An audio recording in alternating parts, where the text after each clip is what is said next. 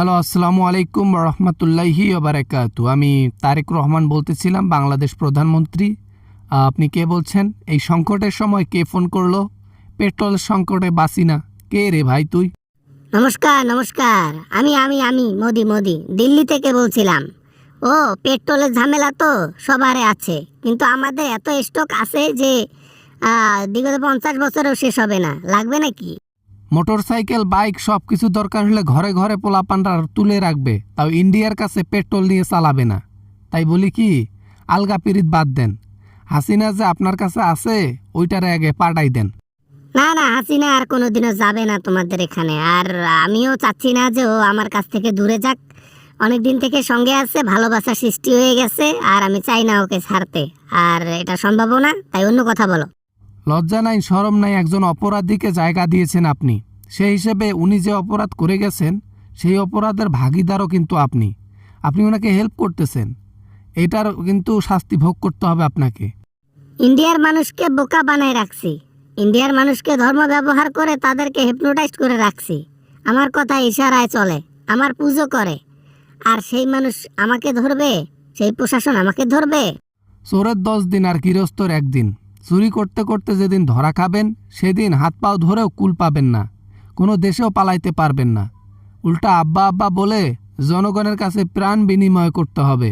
আবার না মানে, এই এই এই এই পেট্রোলের জন্য আমি ফোন করছি বেটা। পেট্রোল পেট্রোল পেট্রোল যদি নাও তাহলে আমি বিক্রি করব তোমার লগে 600 টাকা লিটার। যদি লাগে তাহলে বলো, আমি পাঠাই দিচ্ছি। আমি কি একবারও বলছি আপনাকে? আমি নিজ থেকে আপনাকে ফোন করছি যে পেট্রোল লাগবে আমার, দাদা পেট্রোল দেন, পেট্রোল দেন, আমাদের দেশের সংকট, আমরা বাঁচি না, আমাদেরকে বাঁচান। একবারও বলছি? কখনো বলবো না। আলগা পিরিত বাদ দেন, ফোন রাইখা দেন, আপনার সাথে কথা বলার ইচ্ছা নাই। আহা, রাগ হচ্ছ কেন? এভাবে বলো না। আমি তো হেল্প করার জন্য রেডি হয়ে আছি। 600 টাকা লিটার কেন খারাপ বলছি? এই বর্তমান সময়ে পেট্রোল পাওয়া যায় না, সেইখানে তোমাকে 600 টাকা লিটারে আমি দিতেছি, নিবা না? আপনার পেট্রোল জাগা মতো রাইখা দেন, লাগবে না আপনার পেট্রোল। পেট্রোল যখন স্বাভাবিক হবে, দেন দুনিয়া যখন ভালোভাবে চলবে, তখন বাংলাদেশও ভালোভাবে চলবে। ঋণ করে দেশ চালাতে পারবো না, এটা সম্ভব না। আরে ঋণ করতে হবে কেন?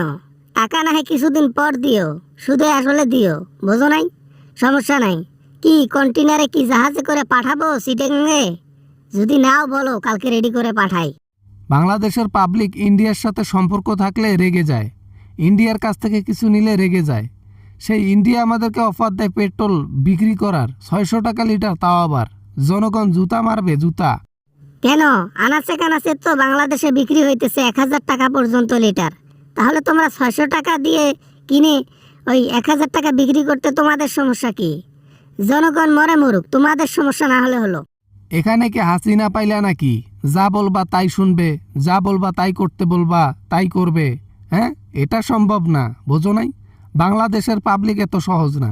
বাংলাদেশের পাবলিকই হচ্ছে আসল সরকার।